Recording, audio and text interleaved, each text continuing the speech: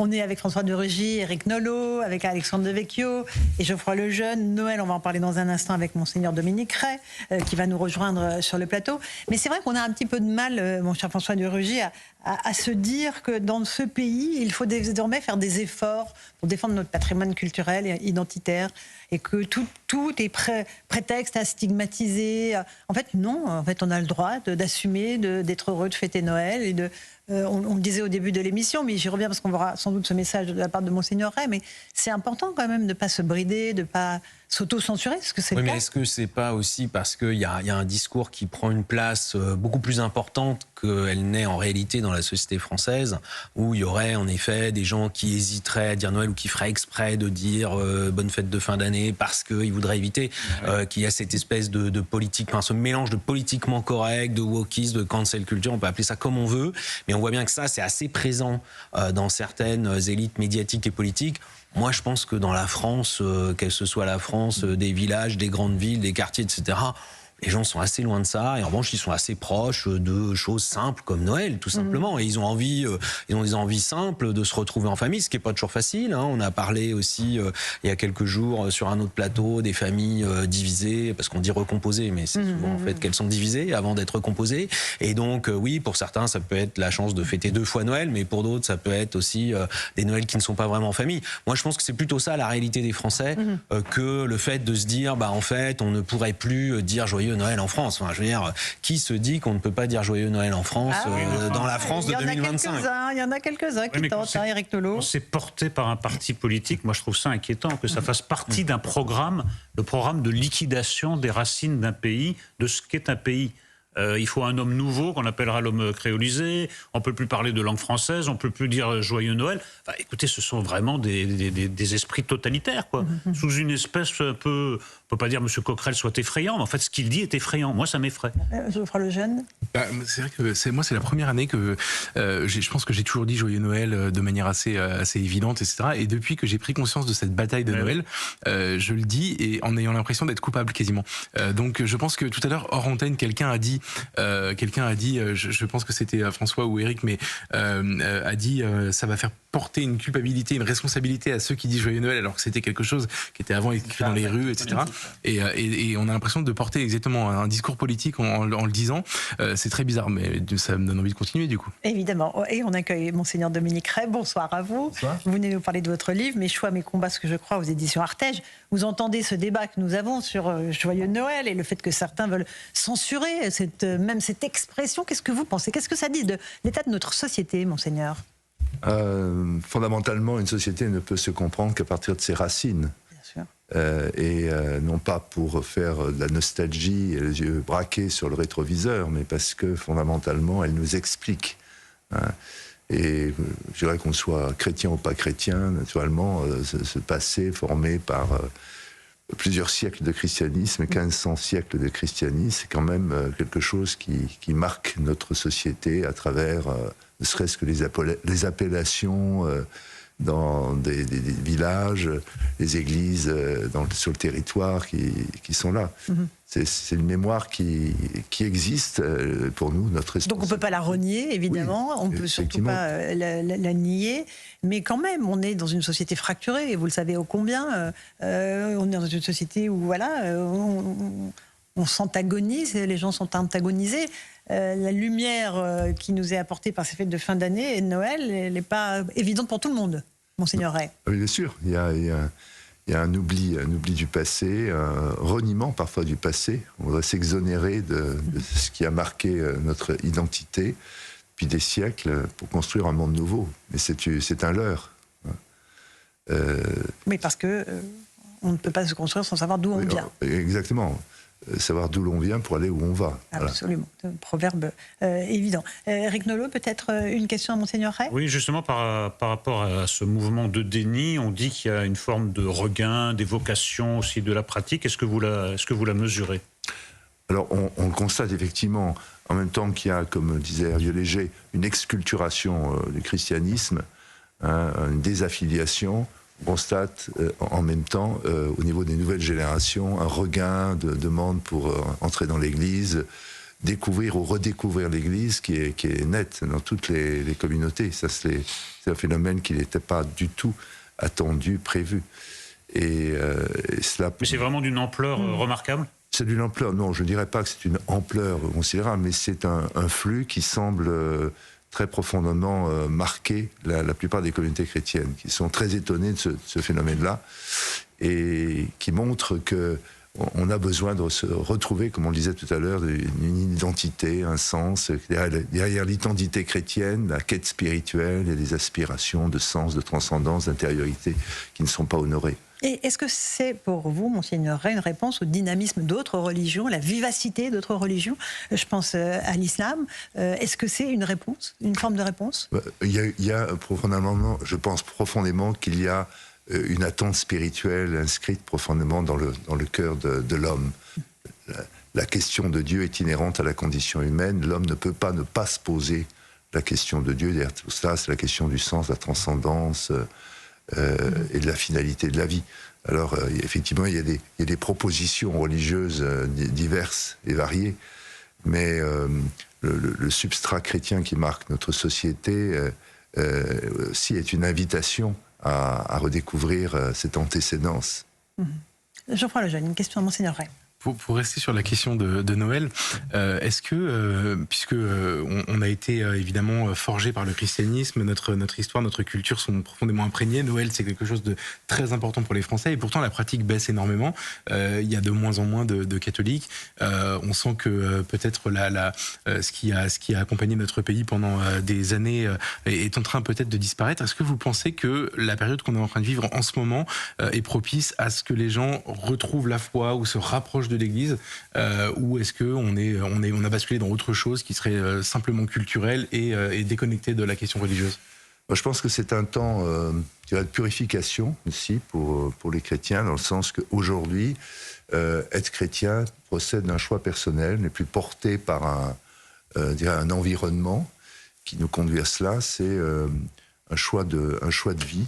Et de ce point de vue, c'est peut-être un temps extrêmement propice pour un rebond du christianisme. Quand on voit l'histoire, comme l'histoire des sociétés, ce n'est pas, il y aurait une croissance rectiligne, c'est passé par des hauts et des bas. Et des relèvements et des rebonds. C'est ce que je constate aujourd'hui, d'une certaine manière. Dans ce livre, vous dites aussi, dans ce monde privé de raison de vivre et en perte de sens, l'Église rappelle un certain nombre de choses, la valeur sacrée de toute vie humaine et de la famille, l'impératif d'une solidarité entre riches et pauvres, qu'il s'agisse des personnes, des nations ou entre les générations, et la nécessité d'une vraie justice promotrice du bien commun. Ce sont des messages essentiels que parfois notre société oublie, Monseigneur Ray. Je dirais, aujourd'hui, il y a le défi de l'identité, aussi bien personnelle que collective. Qui je suis ? Il y a une espèce d'errance actuellement, savoir comment... me découvrir, et je crois fondamentalement c'est l'apport pour moi de la vie chrétienne, c'est nous permettre d'advenir à nous-mêmes, découvrir profondément qui nous sommes, et pour cela il faut un regard qui nous sollicite, qui nous espère, et c'est celui du Christ. Et en même temps, la question de l'identité est une question aussi collective. On voit aujourd'hui dans une fragmentation de la vie sociale, mais aussi une atomisation des modes de vie, une privatisation du chacun pour soi, de l'individualisme. Et donc, on a difficulté de faire du nous, du collectif.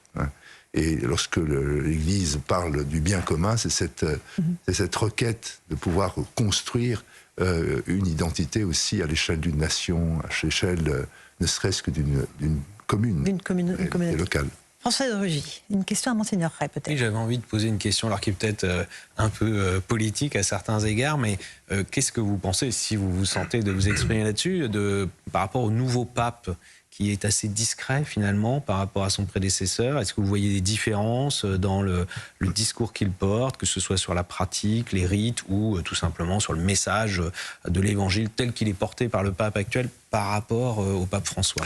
Moi, je pense que le pape, donc Léon, aujourd'hui, est, je dirais, en face d'un défi qui est l'unité dont je parlais il y a quelques instants. La question de la fragmentation touche aussi l'Église. Et son propos, c'est de rétablir un climat de paix entre les différentes sensibilités, entre les différentes spiritualités. Et ça, c'est un très grand défi aujourd'hui. Comment faire là aussi une véritable communion qui soit symphonique. Il ne s'agit pas simplement d'être sur la même tonalité tout le monde. Il y a l'enracinement dans la foi, la doctrine de la foi, et en même temps une expression qui peut être extrêmement variante, suivant les situations, suivant les aspirations de chacun. Donc c'est faire la paix, et puis une attitude, je dirais, aussi très prudentielle, par le fait que autant le pape François, qui avait des visions parfois très prophétiques, mais il était dans une gouvernance très, très personnelle, subjective. Et autoritaire. Et là, il est autoritaire. Et il veut quand même camper les positions de l'Église sur la doctrine de la foi. Plus d'enracinement, ne serait-ce que lié à son propre parcours, puisque saint Augustin marque sa vie religieuse personnelle. Monseigneur, vous racontez d'ailleurs dans ce livre ce qui s'est passé avec le pape François, qui vous a demandé de démissionner de votre poste à Fréjus-Toulon. Peut-être Geoffroy Lejeune là-dessus, revenir, parce que c'est aussi l'un des motifs de ce livre. Vous expliquez vraiment mes choix, mes combats, ce que je crois. Mais j'imagine que cette histoire, pour vous, est une blessure, mais elle ne l'est pas que pour vous, elle l'est aussi pour des catholiques dont je fais partie, si vous voulez. Moi, j'ai grandi dans le sud de la France, et j'ai beaucoup été confronté, quand vous étiez évêque de Toulon, à ce que vous faisiez dans votre diocèse. C'est-à-dire que, pour résumer, pour les gens qui n'ont pas vécu ça, Monseigneur Ray était connu pour donner, par exemple, leur chance à beaucoup de communautés très dynamiques, qui soient des communautés très nouvelles ou plus traditionnelles, mais dans les deux sens. Et donc, quand on était un jeune, moi j'habitais à Avignon, mais c'était pas si loin. J'ai beaucoup été dans des comment dire, avec des communautés que vous avez implantées là-bas. Et je vous en remercie d'ailleurs parce que ça m'a beaucoup formé quand j'étais jeune. Et pour ça, vous avez été durement combattu pour votre franc-parler, pour certaines de vos positions qui étaient, je pense, simplement les positions de l'Église, et votre manière de les défendre.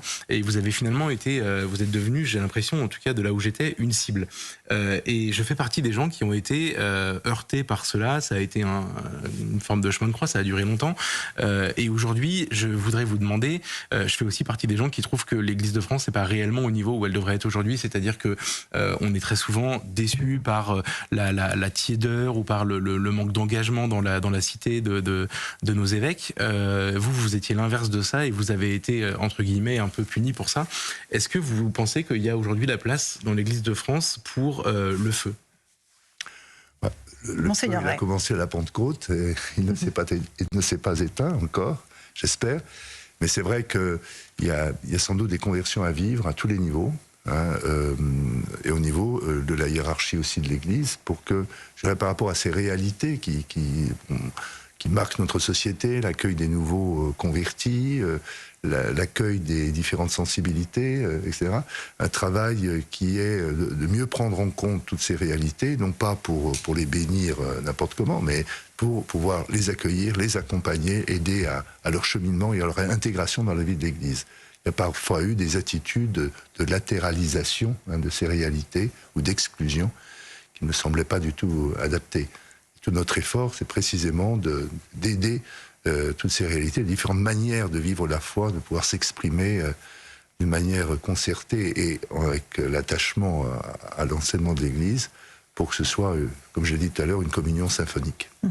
Peut-être une question d'Alexandre Devecchio, qui n'a pas encore pris la parole. Peut-être sur la question de l'euthanasie, parce qu'elle risque de revenir sur le tapis.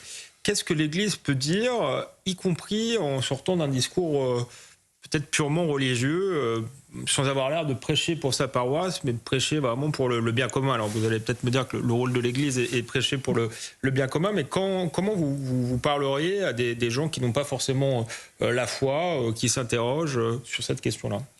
D'abord, le christianisme offre une découverte de Dieu, mais aussi une découverte de ce qu'est l'homme, l'humain, ce qui fait l'humain. Et je dirais le grand péril, c'est quand une société décide qui mérite de vivre et qui doit mourir. Je me rappelle toujours cette rencontre que j'avais eue dans le cadre d'une visite à un hôpital, d'une personne que j'avais rencontrée, c'était en plein Covid. Elle disait, elle ne pouvait pas bénéficier de visite, pour m'empêcher de mourir, on m'empêche de vivre. Et donc je crois que c'est cette attache à l'humain, ce qui fait l'humain, qui est essentiel dans le propos de l'Église par rapport aux défis anthropologiques aujourd'hui qui nous menacent. Et sur ces questions d'euthanasie, d'avortement, le début de la vie et la fin de la vie, l'Église rappelle, et ça c'est pas seulement pour elle-même, mais aussi pour la société, la vie est un don de Dieu, on doit la respecter, on n'a aucune raison de dire cette vie ne vaut plus la peine d'être vécue. Quel titre? Enfin, on se prend pour Dieu, quoi. Vous dites la vie mérite d'être vécue jusqu'au bout d'elle-même, ce qui requiert le soutien et la sollicitude des proches. Tout est dans la fin de cette phrase, c'est-à-dire si vous êtes seul et abandonné, évidemment, et si vous êtes au contraire entouré et porté par votre entourage. Les premières personnes que Jésus, tout petit enfant, a rencontrées, c'est Anne et Siméon, des vieillards. C'est-à-dire que lorsque la petite enfance rencontre la grande vieillesse, c'est un message aussi, au-delà des mots qui ont été prononcés. Éric Nolot. Oui, mais il y a quelque chose qui m'a beaucoup frappé dans le cas du pape François. Évidemment, ce n'était pas le premier à incarner cette contradiction, mais entre les messages fondamentaux du christianisme et les réalités du terrain, si j'ose dire. C'est-à-dire que vous pouvez, et c'est conforme au message christique, dire il faut accueillir tout le monde de manière inconditionnelle, et puis ça se heurte à des réalités politiques, géopolitiques, au fait que les pays accueillent avec plus ou moins de bonne volonté justement ces migrants. Est-ce que vous pensez que ça doit évoluer ou qu'on doit rester dans ce message christique absolu? Le message, c'est vrai que l'Église accueille tout le monde et on doit être dans cette ouverture. C'est une règle fondamentale. Ensuite, il y a des attitudes à l'intérieur de l'Église qui sont les attitudes pastorales ou de prudence dans le cadre de la vie civique, voir dans quelle manière on peut et suivant quelle modalité, quelles règles on se donne par rapport à cet accueil, pour que cet accueil ne soit pas déstabilisant. D'où ce qui a été rappelé par le pape Léon XIV, la nécessité dans les pays de pouvoir permettre à des personnes qui seraient tentées de partir, de leur donner les possibilités de rester sur place. C'est pas ce que j'entendais chez le pape François. Vous avez l'air d'être dans une ligne un peu différente, non? Je soulignais justement la différence du propos par rapport à ce qu'a dit le pape. Vous avez l'air d'être plus proche du nouveau pape que de l'ancien. Léon XIV, c'est justement, attention, première réalité, c'est d'aider les personnes qui sont tentées de partir pour des raisons économiques, on peut comprendre, de pouvoir trouver des solutions pour rester sur place.